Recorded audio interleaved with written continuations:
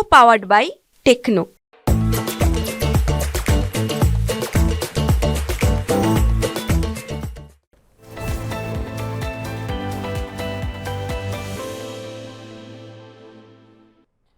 बड़ी स्टॉक्स जहां पर होती है खबरें, खबरों के चलते देखने को मिलता है एक्शन। क्या होना चाहिए आपका रिएक्शन, ये बताएंगे अंशुल जी, खबर बताएंगे हम और निर्णय लेंगे आप कि खरीदें बेचें बने रहें या फिर यहाँ पर कोई स्टॉप लॉस लगाना चाहिए। चलिए जरा स्क्रीन पर लेकर के आइए और शुरुआत करेंगे आरईसी के साथ। आरईसी आपको बता दें कि खबर यहाँ पर यह है कि रिन्यूएबल एनर्जी के लिए 2030 तक कंपनी 3 लाख करोड़ रुपए का कर्ज देगी और ये जो गुजरात के अंदर सबमिट हो रहा है वहाँ पर ये कमिटमेंट किया गया है। और ये जो रिन्यूएबल एनर्जी के कर्ज को की हिस्सेदारी भी जो 8% के आसपास अभी है टोटल कर्ज में से, उसको बढ़ा करके जो है ये 30% करेगी। ये गलती से करोड़ हो गया, माफ़ी चाहेंगे आप लोगों से, वो 30% करेगी। और आपको बता दें कि 2030 तक कुल लोन बुक जो है वो जो है 10 लाख करोड़ रुपए पहुंचने का अनुमान यहाँ पर जताया जा रहा है आरईसी के बारे में। और पिछले 6 महीने में 27%, एक साल में 121% का रिटर्न आरईसी के अंदर देखने को मिला है। तो मोमेंटम में है शेयर। अभी क्या पावर के अंदर, पीएसयू पावर के कंपनी के अंदर यहाँ पे कुछ राहत दिखाई दे रही है क्या, ये जरा पूछते हैं अंशुल जी से। और इसी के साथ साथ जरा पीएफसी पे भी थोड़ी सी बात करेंगे, क्योंकि यहाँ पर इसी खबर के चलते आज हम देख रहे हैं कि पीएफसी में भी एक रैली जो है देखने को मिल रही है और 0.25% के आसपास ऊपर है। लेकिन हालांकि आरईसी अपनी जो तेज़ी थी शुरुआती जो हमने खबर बनाई थी वो सस्टेन नहीं कर पाया, अब थोड़ा सा नीचे आता हुआ 547 का लेवल देखने को मिल रहा है। सर क्या करना चाहिए अभी? देखिए, आरईसी में ब्रेकआउट आया था, अभी थोड़ी देर पहले हमने डिस्कस किया था कि आरईसी में ब्रेकआउट आया था और वहां पे लॉन्ग ट्रैप बना के 8 दिन कंटिन्यूअस सेलिंग आई है। तो यहाँ से जो सेलिंग था उसका पहला टारगेट 526 रुपए है और उसके नीचे 442। तो लॉन्ग्स कंप्लीटली ट्रैप्ड हैं, उनकी फर्स्ट राउंड ऑफ लिक्विडेशन हुई है। पुल बैक दे सकता है स्टॉक 573 577 तक, बट इवेंचुअली ये नीचे में 526 और 442 ये दो लेवल नीचे आते हुए दिखेंगे। तो मेरे लिए फ्रेश बाइंग के लिहाज से काउंटर बिल्कुल नहीं लगता है। सेलॉन रैलीज का काउंटर है 577 के राउंड, हो सकता है मैं शॉर्ट भी रिकमेंड कर दूं। दूसरा पीएफसी में भी क्या चीज है, ब्रेकआउट के बाद फेलियर, 3 दिन ब्रेकआउट के बाद सस्टेन किया और फिर वर्टिकली फेल होता हुआ दिखा। 8 कंटिन्यूअस डाउन डे हैं, आज पहला पुल बैक डे है जो प्रोबेबली 2-3 दिन स्प्रेड होता हुआ 509 तक जा सकता है स्टॉक, बट इवेंचुअली जब वापस से नीचे का रुख बनेगा तो 423 तक आ सकता है। तो लॉन्ग स्टक है, फर्स्ट राउंड ऑफ लिक्विडेशन हुआ है, पुल बैक के बाद सेकंड राउंड ऑफ लिक्विडेशन हो सकता है। लॉन्ग बिल्कुल नहीं करना है, शॉर्ट चाहें तो पुल बैक पे कर सकते हैं, एफ एंड ओ वाले काउंटर्स हैं।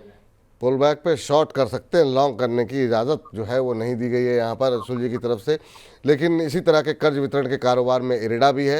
हालांकि बातचीत हम लोग कर चुके हैं, लेकिन ये सेगमेंट चूँकि हम अलग से अपलोड करते हैं तो चूँकि इसी क्षेत्र की बात हो रही है तो इरिडा पे भी आपकी राय जानना चाहेंगे। और लोन डिस्ट्रीब्यूशन को लेकर के अब कंपनी अलग अलग तरीके से रकम जुटाने की भी योजना बना रही है, आपकी राय क्या रहेगी सर? यहाँ पर आज आधे % की मजबूती इस समय यहाँ पर भी देखने को मिल रही है। और देखिए, एडा में शॉर्ट टर्म के लिहाज से कोई ट्रेड सेटअप नहीं है, लेकिन अगर 12 से 18 महीने का आपका व्यू है तो बिल्कुल ब्रेकआउट पॉइंट के पास रीटेस्ट कर रहा है। वीकली चार्ट पे ये एक्यूमुलेशन होता है वैल्यू इन्वेस्टर्स के लिए। अगर लेके 12 से 18 महीने के लिए छोड़ते हैं तो हाई लाइकली है कि ऊपर में 400 रुपए तक स्टॉक आपको दिखा देगा। पहला रेजिस्टेंस 310 305 के आसपास आएगा, बट इवेंचुअली 400 रुपए तक जाता हुआ दिख रहा है 12 से 18 महीने के प्रोस्पेक्टिव से। चलिए, तो 12 से 18 महीने के नज़रिए के लिहाज से आरईसी, पीएफसी और इरिडा पर राय जो है आपको मिल गई है।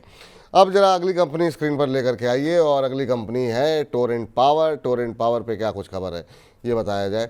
टोरेंट पावर पे खबर ये है कि एमएससी डीसीएल की तरफ से जो है कंपनी को एक ऑर्डर मिला है, 1500 मेगावाट का ऑर्डर मिलता हुआ यहाँ पर दिखाई दिया है। और आपको बता दें पम्प्ड हाइड्रो प्रोजेक्ट के लिए कंपनी को ये ऑर्डर मिला है और इसके तहत जो है कंपनी जो है आने वाले दिनों में यहाँ पर एक नया प्रोजेक्ट शुरू करने की योजना बना रही है। और इसी के चलते आज हम देख रहे हैं कि शेयर में जो है अच्छी खासी मोमेंटम है। अगले 40 साल की सप्लाई के लिए कंपनी को ये ऑर्डर मिला है। सर, टोरेंट पावर से जुड़ी एक और कंपनी, और आज हम देख रहे हैं कि टोरेंट के अंदर थोड़ा मोमेंटम बना हुआ। कल भी यहाँ पे खबर थी जो गुजरात में समिट हो रहा है उसको में यहाँ पर कंपनी की तरफ से कई सारी कमिटमेंट की गई हैं और करीब 2030 तक 6000 से ज़्यादा नौकरियाँ जो है वो कंपनी प्रोवाइड करेगी। 8.25% ऊपर, काफ़ी तेज़ी से, जब हमने खबर बनाई थी 3.5% ऊपर था, लेकिन अब जो है वो हम देख रहे हैं कि करीब करीब 8.25% ऊपर शेयर ट्रेड करता हुआ। क्या सलाह रहेगी सर आपकी? अब नया 52 वीक हाई का जिसने बनाया है 2930 का, कोई ब्रेकआउट जैसी स्थिति है क्या सर? अभी क्या करना चाहिए टोरेंट पावर में? बिल्कुल बिल्कुल जी, इसमें ब्रेकआउट आता हुआ दिख रहा है और ये ब्रेकआउट काफी स्ट्रांग है। यहाँ पे बेस बेस पैटर्न का ब्रेकआउट आ रहा है। 75 दिन का पहला बेस था जहां से 1620 पे ब्रेकआउट आया था। उसके बाद ब्रेकआउट देने के बाद फॉलो थ्रू मूव नहीं मिला, वापस से राउंडिंग बॉटम बनाया है 34 दिन का। तो 75 दिन फिर 34 दिन बेस ऑन बेस पैटर्न बनाए जहां से 1900 रुपए पे ब्रेकआउट आया है। हाई लाइकली है कि ये स्टॉक 2400 रुपए तक ऊपर जा सकता है। फ्रेश बाइंग करना है तो यहाँ पे कर सकते हैं, थोड़ा सा एग्रेसिव है लेकिन फ्रेश बाइंग करना चाहिए। 2400 रुपए तक जा सकता है ऊपर में। 2400 रुपये तक जो है ये शेयर जाता हुआ दिखाई दे सकता है। वक्रांत जी पर बातचीत कर लेते हैं। वक्रांत जी पर आइए, दिखाइए जरा क्या खबर निकल करके आई है और वक्रांत जी को लेकर के क्या कुछ खबरें हैं और उसके चलते क्या मोमेंटम देखने को मिल रहा है। वक्रांत जी पे खबर ये है कि 24 सितंबर को कंपनी की होनी है बोर्ड बैठक, और बोर्ड बैठक में कंपनी रकम जुटाने के मामले को लेकर के विचार कर सकती है, और ये जो रकम जुटाई जाएगी वो राइट इशू, QIP, वारंट्स जैसे तमाम वो विकल्प होंगे जो खुले रहेंगे, जिस पे जो है मंजूरी बोर्ड की मिल सकती है। इसके साथ साथ कंपनी ने स्टार हेल्थ के साथ इंश्योरेंस प्रोडक्ट नेटवर्किंग के लिए भी एक करार जो है वो किया है, और कंपनी के शेयर में आज हम देख रहे हैं काफ़ी शानदार मजबूती देखने को मिल रही है, और ये शेयर जो है वो अब 12% ऊपर कामकाज कर रहा है। 23.45 रुपये का स्तर। छोटे शेयर लोगों को बहुत अच्छे लगते हैं सर, जिनका टिकट साइज़ जो है वो 100 रुपये 50 रुपये से कम हो, और यहाँ पर अच्छी तेज़ी भी है। क्या कोई संभावनाएं हैं कि पोजीशन बनाई जाए, या आपको लग रहा है काफ़ी रैली तो आ गई है, अब बचा नहीं है कुछ मोमेंटम यहाँ पर? आपकी सलाह क्या रहेगी? देखिए विपुल जी, इस स्टॉक में पिछले 3 क्वार्टर से ट्रिपल डिजिट की ईपीएस ग्रोथ है। 2 क्वार्टर से सेल्स में भी अच्छी ग्रोथ आ रही है। उसका चार्ट पैटर्न भी बहुत हद तक सुधरता हुआ दिख रहा है। अब अगर सुधरता हुआ दिख रहा है, ये नहीं है कि बहुत बुलिश पैटर्न है। तो अगर बहुत एग्रेसिव प्लेयर हैं जिनको थोड़ा सा मतलब प्ले कर सकते हैं, रिस्क ले सकते हैं, तो 24 रुपए निकलने का वेट कीजिए। 24 रुपए निकलने पे 21 रुपए के स्टॉप लॉस से लॉन्ग कीजिएगा।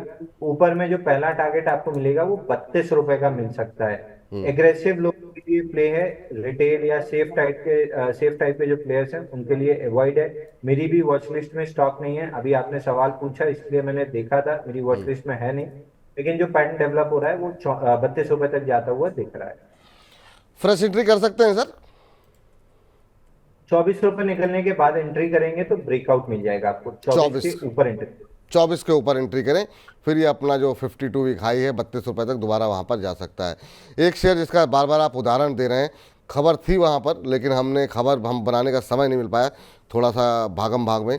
HEG के ऊपर आपकी राय जानना चाहेंगे, और HEG पे खबर आपको बता दें कि खबर ये है कि रोजन ग्रेफाइट की तरफ से कहा गया है कि वो आने वाले दिनों में जो है वो ग्रेफाइट इलेक्ट्रोड की तरफ से के कीमतों में करीब 20% के आसपास की बढ़ोतरी करेंगी, और इसी के चलते आज हम देख रहे हैं कि इससे जुड़ी हुई जो कंपनियां हैं उसमें जो है अच्छा खासा उछाल देखने को मिल रहा है। आपको बता दें कि रेजोनेक ग्रेफाइट जो है वो जो है करीब 30% बाज़ार पर ग्रेफाइट इलेक्ट्रोड मार्केट में इसका कब्जा है।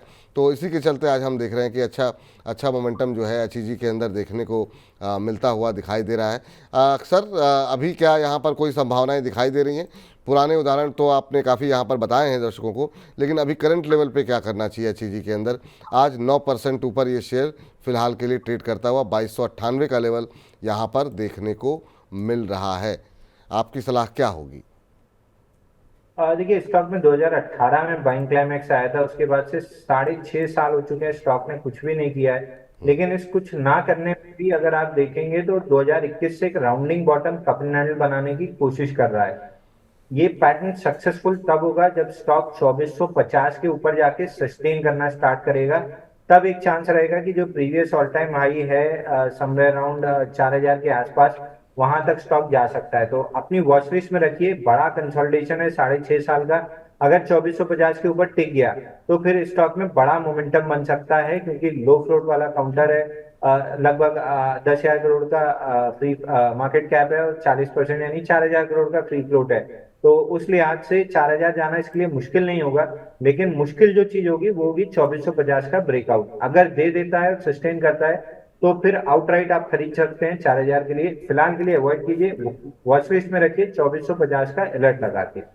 जी, चलिए, तो ये बात तो फिलहाल अच्छी जी के ऊपर निकल करके आती हुई, और अब इसी के साथ जो है इस खास सेगमेंट को यहीं पर समाप्त करते हैं।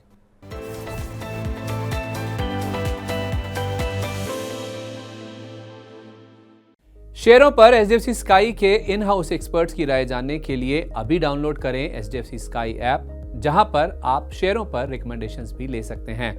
ऐप डाउनलोड करने के लिए स्क्रीन पर दिए क्यूआर कोड को स्कैन करें।